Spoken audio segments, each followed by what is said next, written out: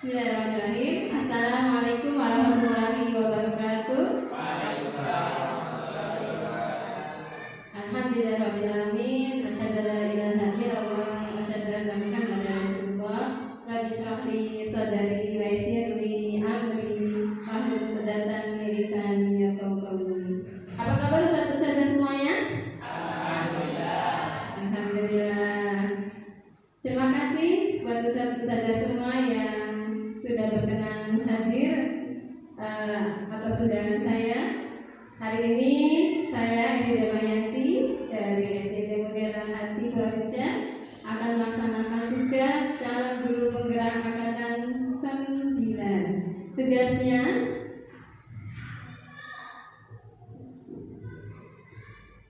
diseminasi modul 1.4 budaya positif. Mari kita belajar bersama.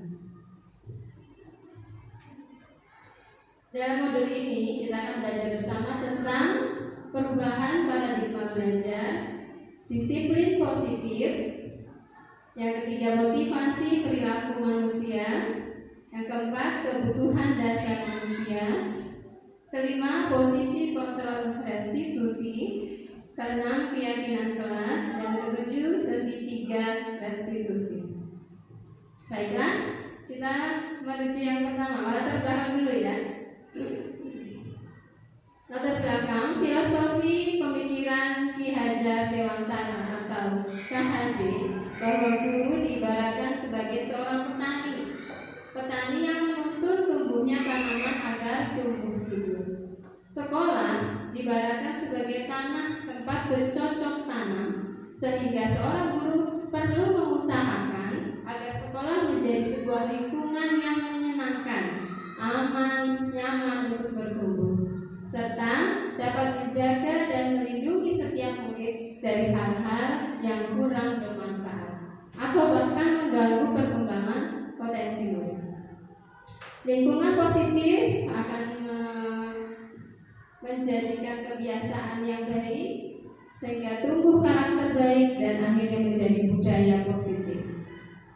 Lanjut. Ya. Pembelajaran dengan paradigma baru. Ini ya. Pembelajaran dengan paradigma baru dirancang berdasarkan prinsip pembelajaran yang berdiferensiasi, sehingga setiap siswa belajar sesuai dengan kebutuhan dari tahapan perkembangan untuk mewujudkan profil pelajar Pancasila. Di sana ada logonya ya. Ya, profil pelajar Pancasila dengan 6 dimensinya. Lanjut. Nah, ini perubahan paradigma. Coba bisa dicoba, Ustaz Arno mengepakkan salah satu tangan, kemudian nanti Ustaz Agus yang membujuk, membujuk, merayu supaya Ustaz Arno membuka tangannya. Dengan apa saja? Dengan iming-iming uang boleh, tapi jangan. Diibaratkan di dalam tangannya Ustaz Arno itu ada sesuatu yang sangat berharga, tidak boleh diserahkan ke orang lain. Terbuka apa tidak ya? Dikasih uang berapa gitu ya? Gimana? Ya. Apakah Ustaz Warno membuka kepalan tangannya? Tidak. Mengapa? Apa alasan Ustaz Warno membuka? Mengapa? Apa alasannya membuka? Apakah tetap menutup? Mengapa? Sesuatu yang berharga di dalam tangannya. Ada istri, ada apa di situ yang sangat berharga. Dalam kegiatan ini siapa yang memegang kendali menurut Ustazah Dea? Pemilik tangan, bukan Ustaz Agus yang merayu, tapi yang memegang kendali, memegang kontrol adalah pemilik tangan.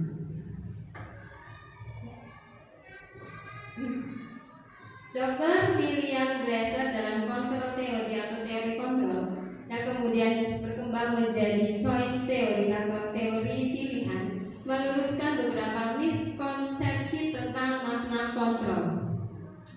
Sebenarnya ilusi guru mengontrol murid itu hanya ilusi, bahwa guru itu punya kontrol bisa mengatur murid. Yang kedua, ilusi bahwa membuat orang merasa bersalah dapat menguatkan karakter, itu juga ilusi. Jadi yang pertama, sebenarnya murid itu punya kontrol sendiri terhadap dirinya.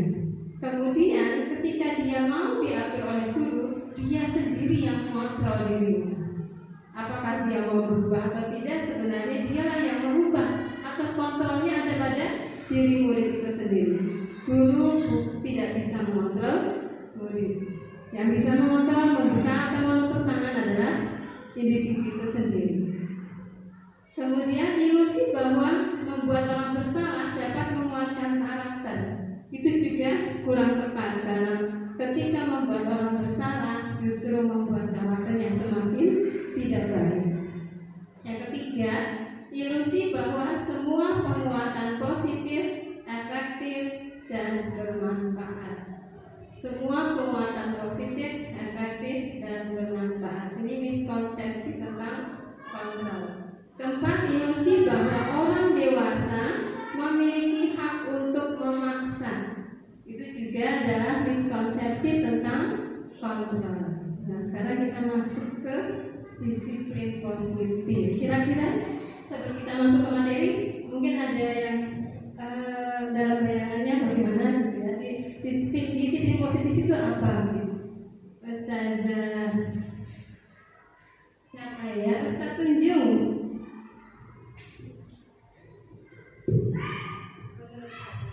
Kalau menurut saya disiplin positif adalah bagaimana kita memposisikan diri untuk mengerjakan tugas yang sudah diberikan dari sekolah. Mengerjakan tugas yang diberikan di sekolah. Dari Ustazah, monggo Ustazah Arifah. Ustazah Arifah ya.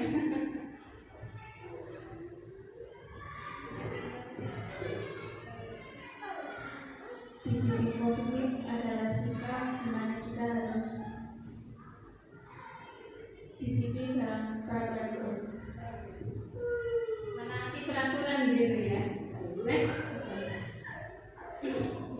Ya, apa makna disiplin? Kebanyakan orang tadi betul ya, menghubungkan kata disiplin dengan tata tertib, teratur, dan kepatuhan pada peraturan. Betul dan tidak salah. Betul ya, tidak salah. Kata disiplin juga sering dihubungkan dengan hukuman, padahal itu sungguh berbeda. Disiplin, indisipliner gitu ya. Karena belajar tentang disiplin positif tidak harus dengan memberi hukuman.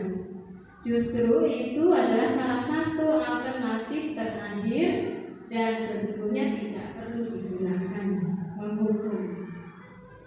Dalam budaya kita, makna kata disiplin dimaknai menjadi sesuatu yang dilakukan seseorang pada orang lain untuk mendapat kepatuhan, dan cenderung disiplin itu dengan ketidaknyamanan. Yang namanya disiplin itu tidak nyaman, gitu ya.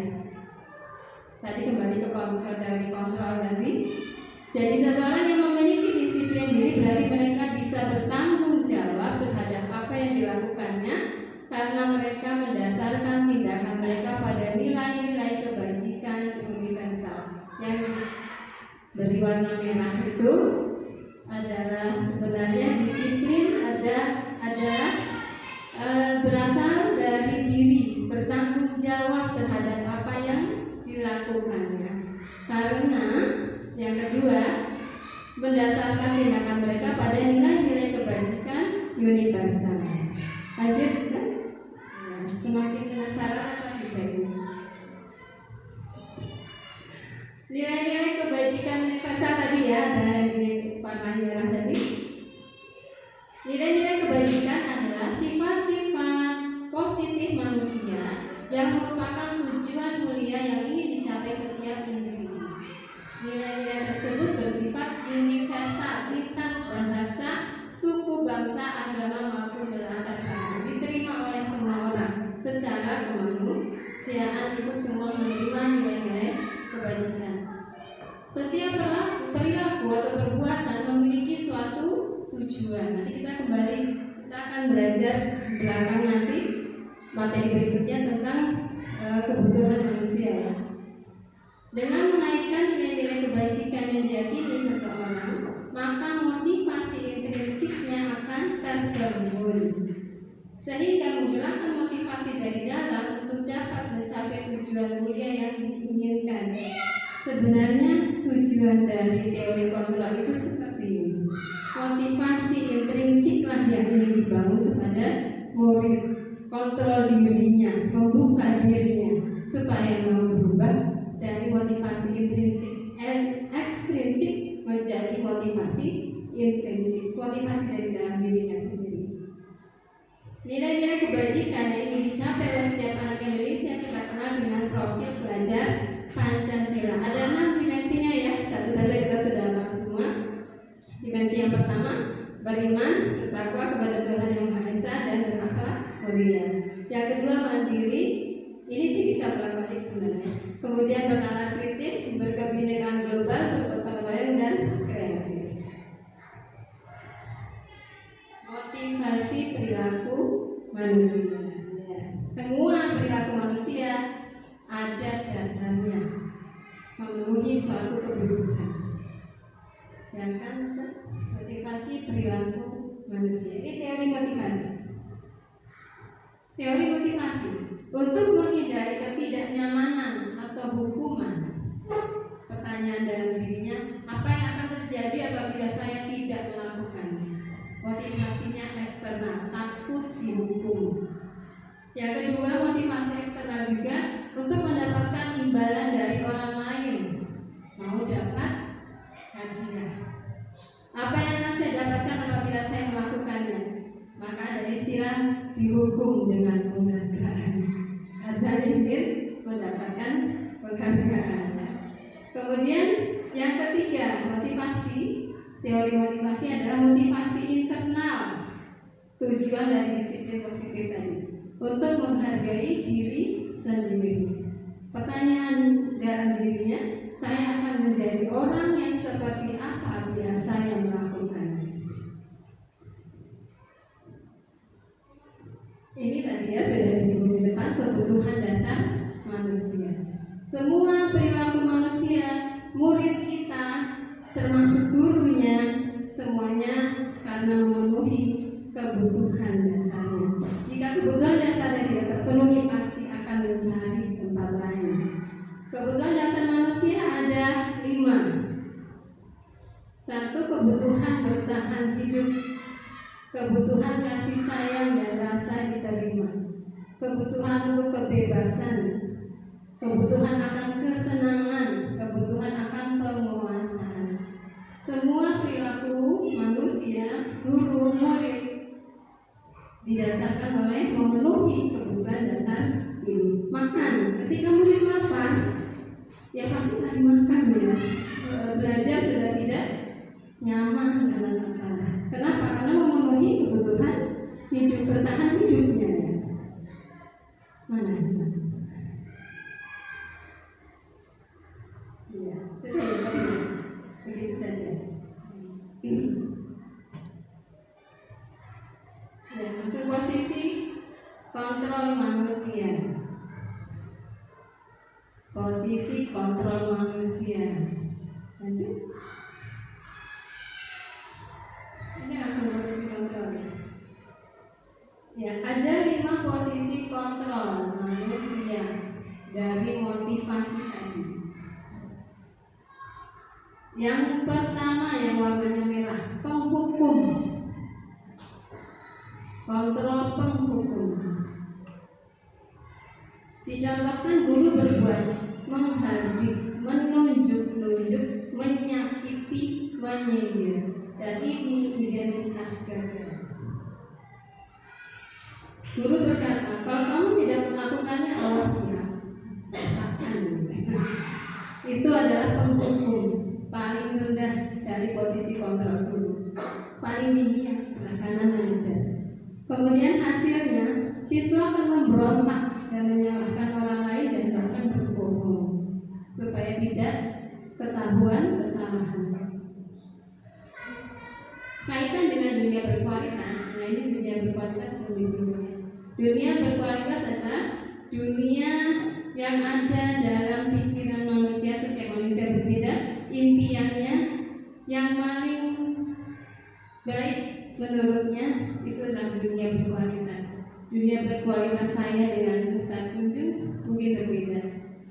Dunia berkualitas saya dengan Ustaz Zakaria mungkin berbeda. Karena cita-cita visi misinya berbeda. Dunia berkualitasnya berbeda. Murid meletakkan guru di luar dunia berkualitas. Guru bukan jadi bagian dunia berkualitas saya. Guru bukan bagian yang saya cintai. Dikeluarkan dari dunia berkualitas. Kemudian murid berkata, biarkan saja, nanti juga marah-marah lagi. Kemudian dampaknya apa? Mengulangi kesalahan. Kemudian posisi kontrol yang kedua yang warna merah membuat orang merasa bersalah. Sudah lebih mending, tapi masih juga identitas gagal. Guru berkata bersama seharusnya ibu kecewa, saya kecewa sama kamu. Itu ada kata-kata membuat orang bersalah. Murid merasa bersalah. Guru berkata, kamu seharusnya kamu sudah tahu. Ibu telah sekali mengatakan bolak-balik, ibu stres gitu ya. Itu membuat orang bersalah. Kadang kita seperti itu karena emosi kepada anak sendiri juga begitu. Kemudian hasilnya apa? Menyembunyikan atau menyangkal dan juga berbohong. Kaitan dengan dunia berkualitas, murid meletakkan guru di dalam dunia berkualitas masih mendiam, masih dimasukkan dalam dunia berkualitas. Orang yang dicintainya dimasukkan dalam dunia berkualitas, tapi merasa bersalah, mendaunkan perasaannya. Gitu ya. Kemudian murid berkata maafkan saya dan merasa rendah diri. Identitas berhasil yang berikutnya ini sudah masuk identitas berhasil atau sukses itu teman. Guru sebagai teman bagi muridnya. Guru berkata membuatkan alasan-alasan untuk muridnya. Biasanya itu dengan kalau teman itu kan santai, guru kepada muridnya itu ada posisi kontrol teman, maka santai kemudian dekat ya dengan muridnya. Guru berkata, ayolah lakukan demi ibu. Kalimat-kalimat seperti itu. Masa kamu tidak mau? Ingat tidak, itu kan bantu kamu kan? Seperti itu. Itu posisi teman. Tapi hasilnya murid akan ketergantungan. Kaitan dengan dunia berkualitas, maka murid meletakkan guru sebagai orang sangat penting di dunia berkualitas. Karena sudah sebagai teman akan dimasukkan ke dalam dunia berkualitasnya. Orang yang penting bagi murid. Saya pikir bapak atau ibu kenal saya, ternyata begitu. Muridnya. Dan dampak yang lain, lemah, tidak mandiri dan tergantung pada gurunya. Yang keempat, posisi kontrol pemantau. Ya, pemantau ya, hampir ya sama dengan teman. Identitas berhasil atau sukses masih masuk identitas berhasil. Kata guru, menghitung dan mengukur. Bertanya apa peraturannya? Berarti masuk ke pemantau. Tapi ketika murid melakukan kesalahan, melanggar aturan, kemudian bertanya apa peraturannya, bagaimana, itu berarti memposisikan diri sebagai pemantau. Kemudian hasilnya bagaimana? Menyesuaikan diri bila diawasi. Ada pemantau, kalau tidak dipantau berarti tidak perlu lagi karena masih tidak dipantau, tidak diawasi. Kaitan dengan dunia berkualitas, murid meletakkan guru, peraturan dan hukum di dunia berkualitas.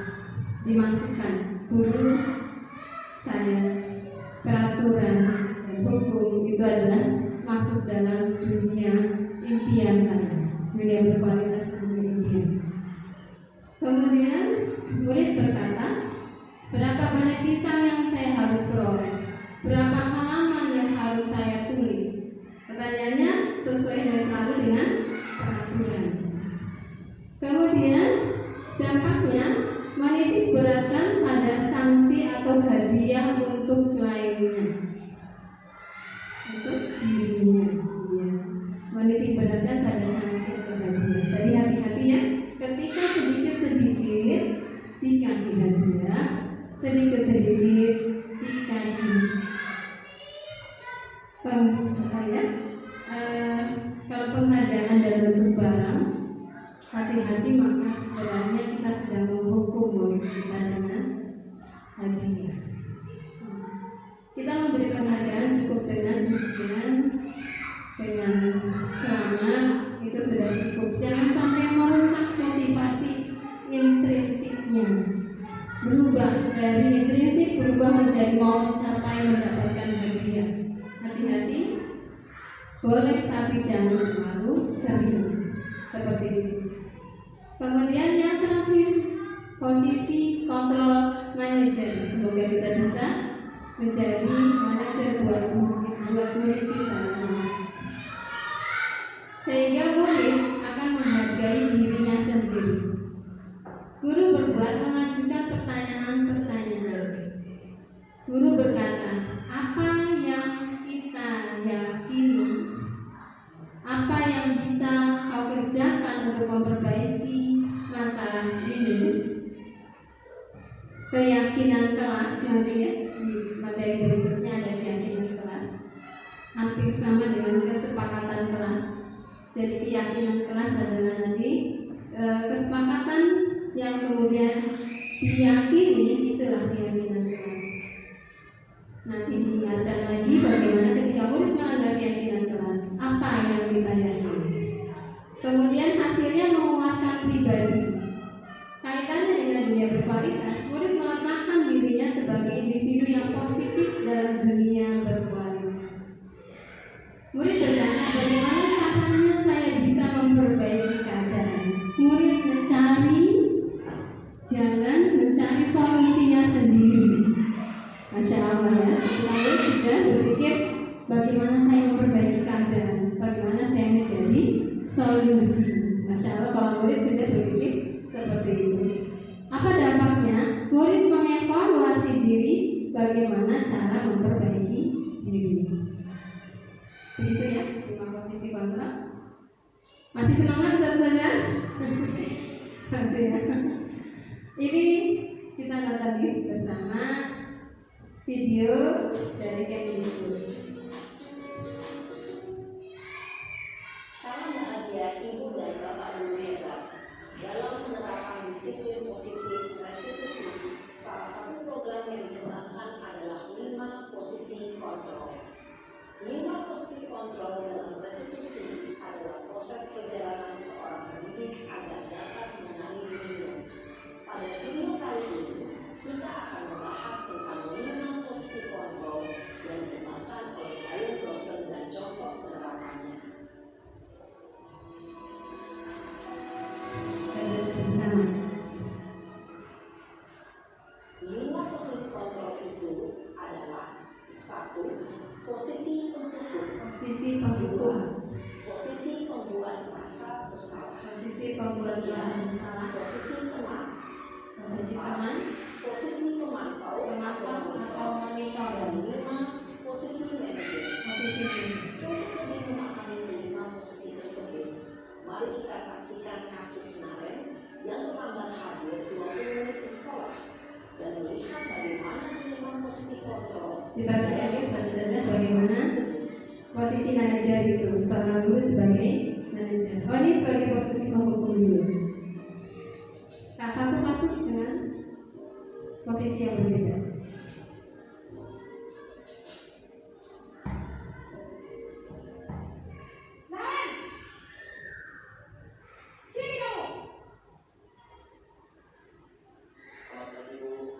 Selalu terlambat.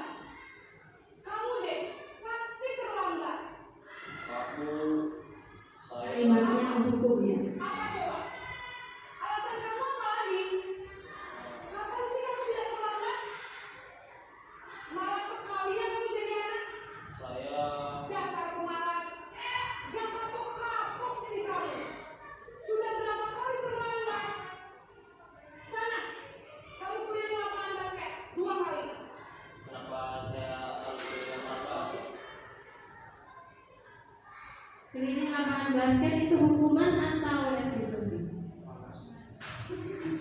Kalau hukuman itu sifatnya spontan, hukuman itu tidak ada hubungannya dengan, tidak nyambung dengan kesalahannya. Kesalahannya terlambat, disuruh lari keliling lapangan. Ya. Ya, bisa.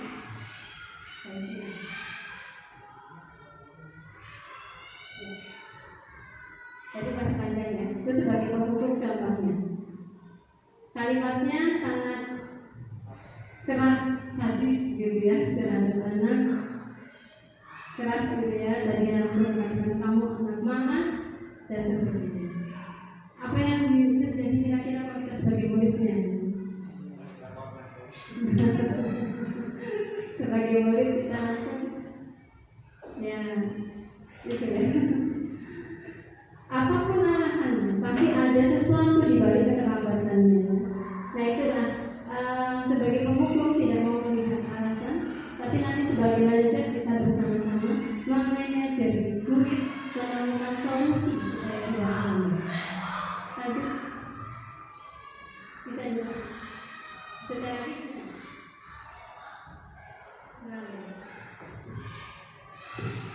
Kita lanjutkan dulu. Keyakinan kelas. Keyakinan kelas ini kira-kira sama tidak dengan kesepakatan kelas? Ustazah, menurut saya sama nggak? Keyakinan kelas dengan kesepakatan kelas. Ustaz Imran, sama, ya, sama ya. Keyakinan kelas sama dengan kesepakatan, ya sama tapi agak berbeda gitu ya. Lanjut. Sama tapi agak berbeda. Keyakinan kelas ini. Coba dijawab pertanyaan. Mengapa kita sudah ada jawabannya? Mengapa kita memiliki peraturan tentang penggunaan helm pada saat mengendarai kendaraan roda 2 atau motor? Jawabannya untuk keselamatan. Mengapa kita memiliki peraturan? Ada jawabannya juga, dilangin dulu ya. Mengapa kita memiliki peraturan tentang penggunaan masker dan mencuci tangan setiap saat? Jawabannya untuk kesehatan. Keselamatan, kesehatan itulah yang disebut dengan keyakinan. Kalau kesepakatannya memakai helm saat berkendara, keyakinannya keselamatan, gitu ya. Peraturan atau kesepakatannya menggunakan masker dan mencuci tangan, maka keyakinannya adalah menjaga kesehatan atau keselamatan. Kesepakatan kelasnya membuang sampah di tempat sampah, keyakinannya apa saja? Kebersihan, begitu ya. Jadi kesehatan, keyakinan kelas itu adalah nilai-nilai kebajikan tadi yang di depan, universal yang disepakati secara tersirat dan tersurat, lepas dari latar belakang suku, negara, bahasa maupun agama. Itulah keyakinan. Memakai seragam sesuai dengan hari, sesuai dengan jaga, maksudnya keyakinan apa ya? Disiplin. Bicara sesuai dengan apa adanya, kejujuran. Keyakinannya adalah kejujuran. Gitu ya, yang namanya keyakinan kelas seperti itu. Lanjut.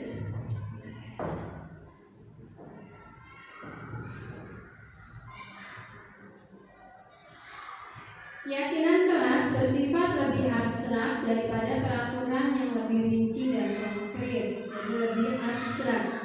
Memang tidak mengarah kepada membuang sampah di tempat sampah, tapi keyakinan itu menjaga kebersihan. Kemudian keyakinan kelas berupa pernyataan-pernyataan universal, karena memang umum ya. Pernyataan keyakinan kelas senantiasa dibuat dalam bentuk positif, jadi jangan kata jangan atau tidak. Tidak boleh, tidak boleh, jangan, tapi dirubah menjadi kalimat positif. Itulah keyakinan kelas. Misalnya tidak boleh membawa mainan. Berarti dirubah menjadi positif apa ya? Tidak boleh membawa mainan, membawa barang-barang sekolah saja gitu. Keyakinannya begitu ya. Dibuat menjadi kalimat positif. Keyakinan kelas sebenarnya tidak terlalu banyak, maksimal ya 10 lah, jangan terlalu banyak. 5, 6, 7 seperti itu. Sehingga mudah diingat dan dipahami oleh semua warga kelas. Karena semuanya kesepakatan bisa masuk dalam satu keyakinan. Bisa jadi ya, membuang sampah, kemudian tidak mencoret-coret tembok. Biasanya gitu ya, kalau membuat peraturan kelas ya, tidak mencoret-coret tembok, tidak merusak sarana yang ada di kelas, barang-barang yang ada di kelas. Itu kan semuanya sebenarnya keselamatan dan kesehatan sebenarnya. Masuknya di keyakinan kelas seperti itu. Keyakinan kelas sebaiknya sesuatu yang dapat diterapkan di lingkungan tersebut. Lanjut. Tutup ini.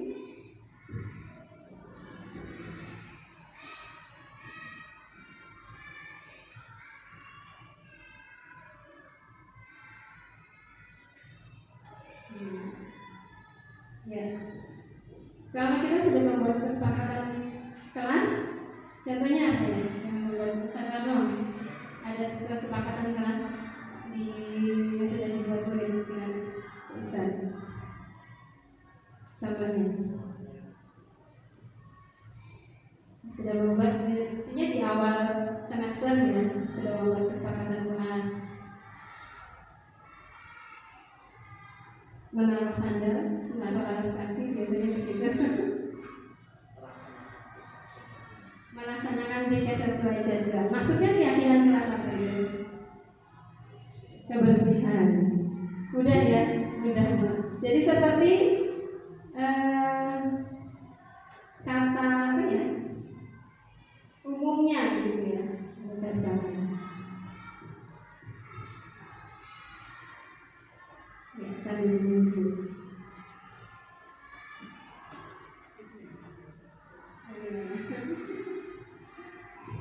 Ya, tadi sudah disinggung tentang restitusi ya. Kalaupun tadi di awal sudah disiplin, kemudian restitusi. Hukuman. Bedanya hukuman dengan restitusi adalah, kalau tadi sudah ada gambaran gitu ya, hukuman seperti apa? Datang terlambat disuruh lari keliling lapangan, itu hukuman. Atau bentuknya spontan tanpa kesepakatan. Tidak ada kesepakatan di awal, kalau begini jadi begitu, kemudian itu tiba-tiba saja, itu namanya hukuman. Tidak ada kesepakatan. Jadi itu apa? Ya, sudah diuji. Kalau restitusi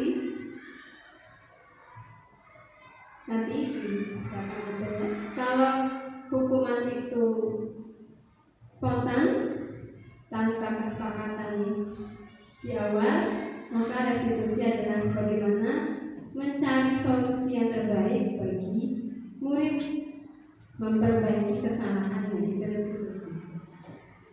Semua warga kelas hendaknya ikut berkontribusi dalam pembuatan keyakinan kelas lewat kegiatan curah pendapat. Bersedia meninjau kembali keyakinan kelas dari waktu ke waktu. Ya, lanjut. Prosedur pembentukan keyakinan kelas. Yang pertama, mempersilakan warga sekolah atau murid-murid di sekolah atau kelas untuk bercurah pendapat tentang peraturan yang perlu disepakati di sekolah. Jadi silakan nanti di kelas masing-masing satu saja membuka forum. Silakan kita mau membuat kesepakatan kelas, ditulis di kertas atau sticky note atau apapun ya bentuknya, kemudian ditempel. Semuanya boleh, mesti jadi boleh. Satu anak boleh jadi 5 kesepakatan kelas. Kemudian nanti dari kesepakatan, dari peraturan yang ditulis anak itu masih banyak yang sama ya.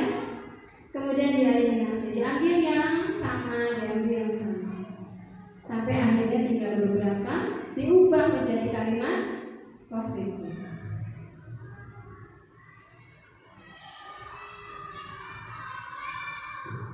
Setelah diubah menjadi kalimat positif, keyakinan keras itu kemudian menjadi kesepakatan itu diambil keyakinannya dan menjadi keyakinan keras.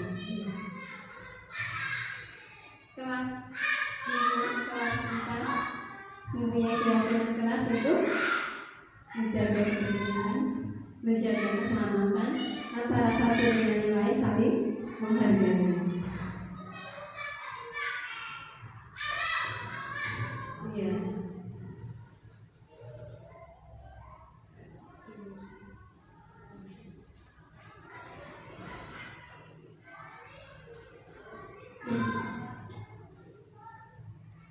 Mencatat semua masukan-masukan para murid atau warga sekolah di papan tulis tadi, kemudian pilih yang sama, dirubah menjadi kalimat positif, tidak ada cara-caranya ya seperti itu, dan akhirnya disusun, gantilah kalimatnya menjadi kalimat positif. Diteruskan.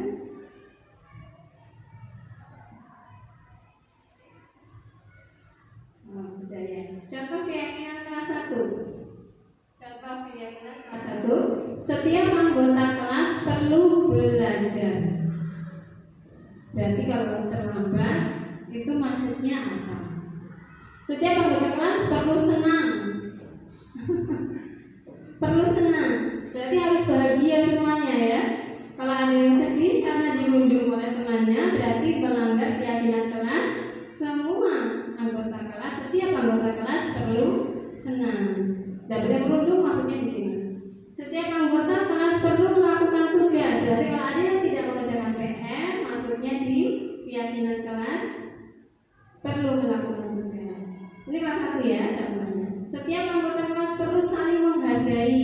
Itu termasuk juga ejek-ejekan tidak boleh ya. Atau tidak berteman dengan semuanya, buat gap ya, buat kelompok-kelompok sendiri. Setiap anggota kelas perlu merasa aman. Kalau ada yang mengganggu temannya, berarti melanggar keyakinan kelas, tidak merasa aman. Ada yang tidak merasa aman. Itu keyakinan kelas 1. Contoh keyakinan kelas 5. Ini kelas 5. Selalu bersikap positif. Jadi kalau ada yang negatif pikirannya diingatkan, melanggar keyakinan keras kita harusnya tidak negatif ya. Senantiasa menjadi diri terbaik, percaya dan menghormati orang lain serta barang miliknya. Berarti kalau mencuri masuknya di poin keyakinan yang ketiga, percaya dan menghormati orang lain serta barang miliknya. Ini hanya contoh, karena semuanya tergantung kesepakatan semua murid. Dan tadi dari awal coba pendapat sampai akhirnya mengerucut tinggal 5. Jangan banyak-banyak keyakinan kelas itu, karena itu universal ya, bentuknya abstrak dan umum. Berkomitmen terhadap setiap tugas dan senantiasa membantu. Senantiasa membantu. Berarti kalau kita membantu temannya, melanggar keyakinan keras.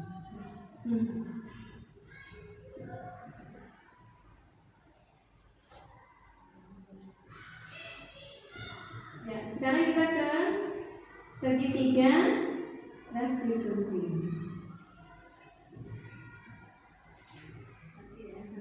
Tidak apa ya, berarti tidak ada ini ya. Bayangkan saya saja. Oke, segitiga, namanya segitiga berarti ada 3 sisi ya. Sisi yang pertama adalah menstabilkan identitas. Nah, manajer, guru sebagai manajer, maka melakukan segitiga restitusi dalam menyelesaikan masalah ini. Yang paling mudah sebenarnya menghukum ya, dihukum selesai, tapi tidak kapok. Tapi kalau segitiga restitusi itu memang agak lambat, berputar-putar dulu, tapi keyakinan kita akan menghasilkan murid yang lebih baik. Saya bacakan, restitusi adalah proses menciptakan kondisi bagi murid untuk memperbaiki kesalahan mereka.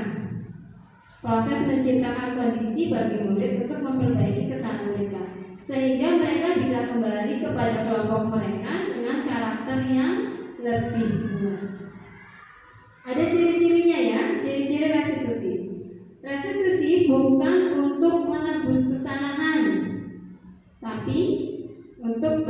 belajar dari kesalahan. Kita tunjukkan kesalahan anak, tapi tidak dengan menghukum yang, apalagi tadi yang pertama penghukum, dua posisi kontrol guru.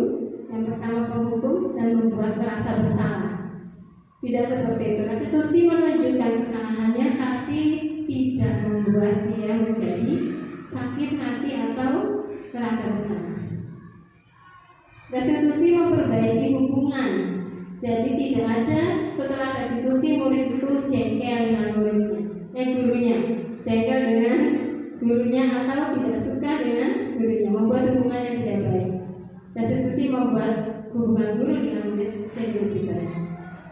Restitusi adalah tawaran, bukan paksaan, karena yang mencari solusi adalah murid itu sendiri.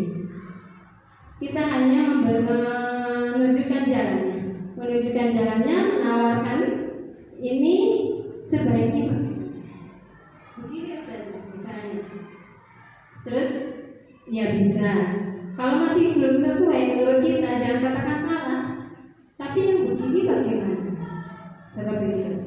Kita sampai menemukan suatu solusi yang menurut kita sudah pas buat dia. Begitu ya. Kemudian restitusi menuntun untuk melihat ke dalam diri, menuntun murid untuk melihat ke dalam dirinya. Sisi yang pertama tadi ya, yang paling bawah adalah menstabilkan identitas.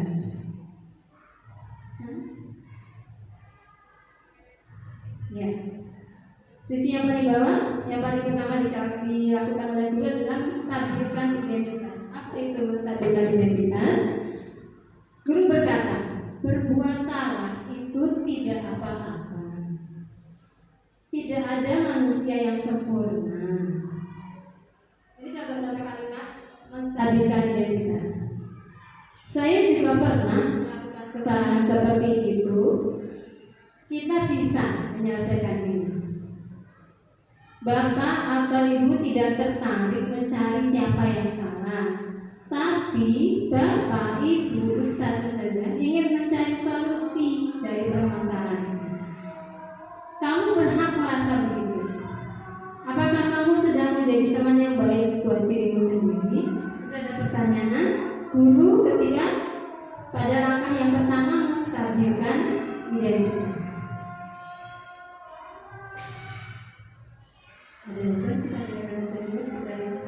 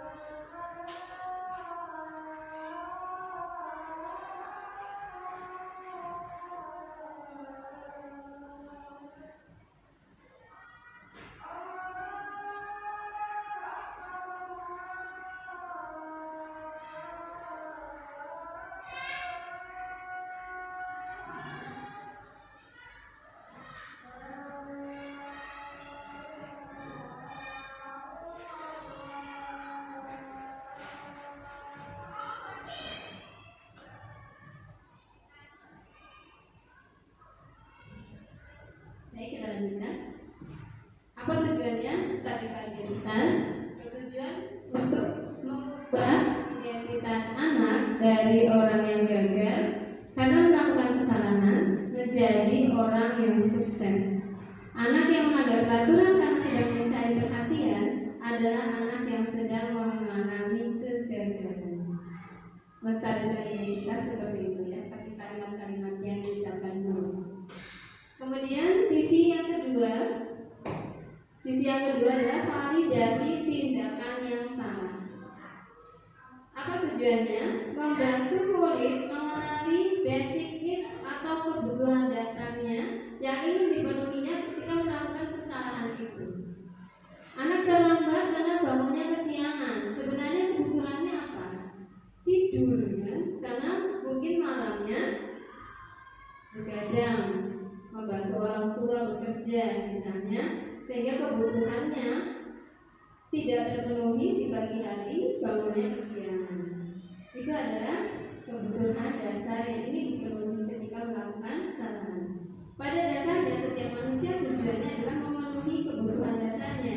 Apakah itu kekuatannya, penguasaannya, kebebasannya, kesenangannya, cinta dan atau untuk bertahan hidup. Tadinya makan, minum. Menurut Ustaz saja tidur itu masuk mana? Kesenangan tidur, cinta kasih, penguasaan dalam bertahan hidup ya. Kalau kurang tidur ya sakit ya. Guru berkata dalam validasi tindakan yang salah. Guru berkata seperti ini. Padahal kamu bisa melakukan yang lebih buruk dari ini ya. Kamu pasti punya alasan mengapa melakukan hal itu. Kamu patut bangga pada dirimu sendiri karena kamu telah melindungi sesuatu yang penting buatmu. Misalnya melakukan sesuatu untuk temannya misalnya. Kamu boleh mempertahankan sikap itu, tapi kamu harus menambahkan sikap yang baru. Itu adalah validasi tindakan yang salah. Butuh kesabaran, butuh kebijaksanaan seorang guru ketika melakukan segitiga restitusi. Kemudian yang sisi ketiga, sisi terakhir adalah menanyakan keyakinan. Apa tujuannya?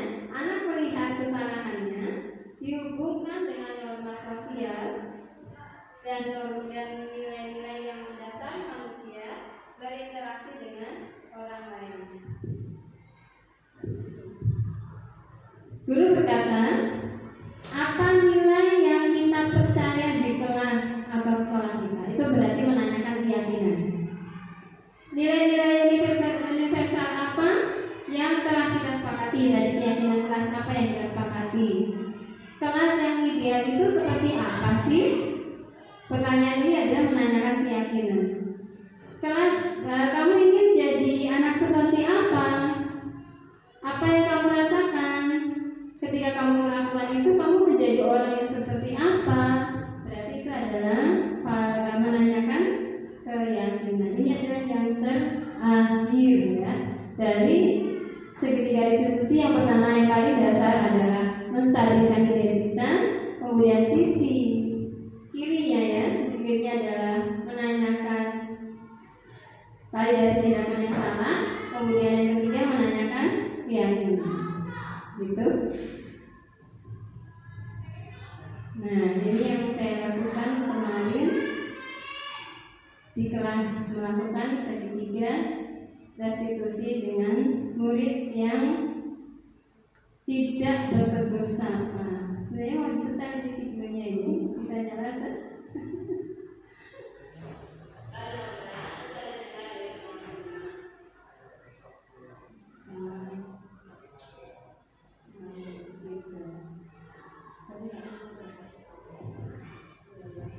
Ya seperti itu.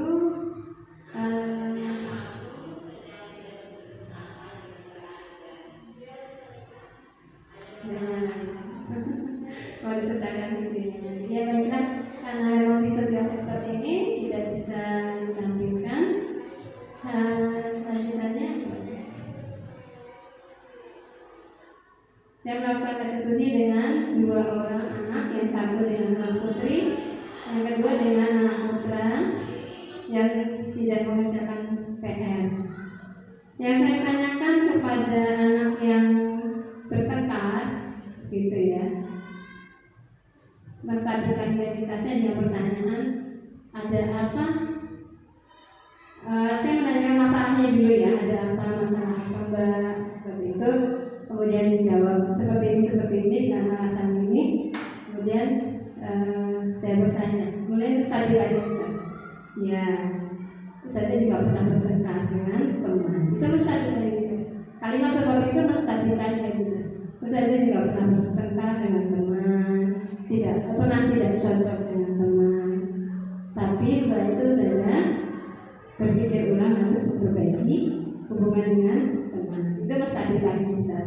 Kemudian validasi tindakan yang salah. Ya. Mana keyakinan kelas yang kamu langgar? Saling menghargai. Ya. Kemudian kira-kira apa yang bisa kamu lakukan untuk memperbaiki keadaan? Ya, akan minta maaf, akan tidak akan melakukan lagi. Tapi kan pasti ada sesuatu alasan ya. Nah, alasan itu kita selesaikan. Misalnya itu ketika ditanya mungkin tidak menjawab. Ketika ditanya saya malah diam aja, malah melengos ke tempat lain. Ya kan ada sesuatu ya. Tidak kebutuhan dasar disayang oleh teman itu tidak terpenuhi sehingga bertengkar. Ya, seperti itu. Di segitiga diskusi yang saya lakukan terhadap murid. Yang kedua tadi murid Mas Asraf ya yang tidak mengerjakan PR beberapa kali. Kemudian saya tanyakan, katanya lupa setelah bermain sampai sore, malamnya ketiduran. Kemudian saya tanyakan, ya manusiawi kalau manusia itu lupa, itu menstabilkan identitas. Manusiawi kalau lupa, karena saya juga sering lupa. Kemudian keyakinan kelas mana yang melanggar, yang dilanggar, ya bekerja dengan rajin, belajar dengan rajin. Berarti kamu harus memperbaiki bagaimana caranya supaya tidak lupa mengerjakan PR dulu baru bermain. Seperti itu jawabannya. Kita hanya mengarahkan sebagai manajer bagaimana murid menemukan solusinya. Kalau tidak juga kita tawarkan. Kalau begini bagaimana Mbak? Kalau begini bagaimana Mas? Itu bisa jadi arahan kepada murid-murid kita. Tidak hanya sekedar peraturannya sudah tahu ya. Hukumannya apa? Sebagai penghukum atau pemberi rasa bersama. Hukumannya ini ya, sudah tahu ya. Bersihin kamar mandi, bersihin WC. Misalnya seperti itu ya. Baik, itu yang bisa saya sampaikan. Belajar bersama tentang budaya positif dari awal tadi tentang kontrol, kemudian sampai kepada 5 posisi kontrol sebagai manajer melakukan segitiga restitusi. Dari sini mungkin ada yang mau bertanya, silakan. Kalau bisa saya jawab tidak apa-apa ya. Silakan. Satu-satu boleh. Kayaknya satu mau nanya.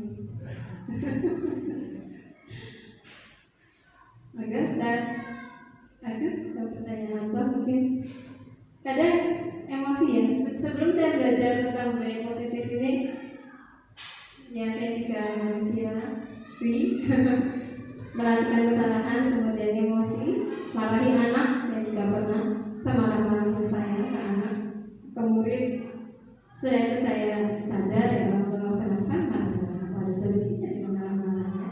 Kemudian saya belajar budaya positif, ternyata cocok banget ya.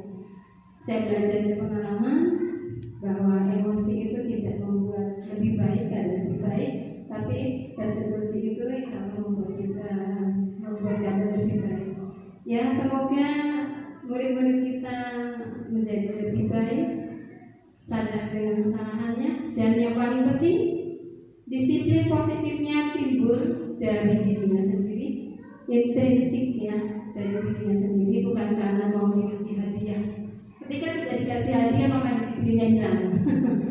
Atau ketika akan dihukum maka dia akan rajin, tapi bukan karena hukuman, bukan karena hadiah. Disiplin positif itu timbul karena motivasi intrinsiknya. Semoga bermanfaat. Ada yang bertanya?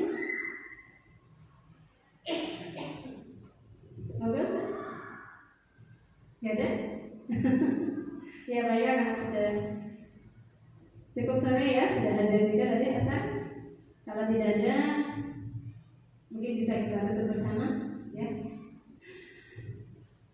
Terima kasih untuk sekali lagi terima kasih kepada ustaz-ustaz yang sudah hadir dan bersedia mendengarkan materi dari saya untuk melaksanakan tugas jalan menuju penggerak KKN 9 ini. Tolong doakan dan mari kita berdoa bersama semoga murid-murid kita semakin lebih baik ya, semakin akhlaknya semakin baik dan disiplin positifnya juga timbul dan budaya positif di sekolah kita ini terbangun dengan baik ya. Baik, kita tutup bersama dengan istighfar 3 kali dan hamdalah. Astagfirullahaladzim, astagfirullahaladzim, astagfirullahaladzim. Alhamdulillahirrahmanirrahim. Itu kurang lebihnya saya mohon maaf segala kesalahan. Wassalamualaikum warahmatullahi wabarakatuh.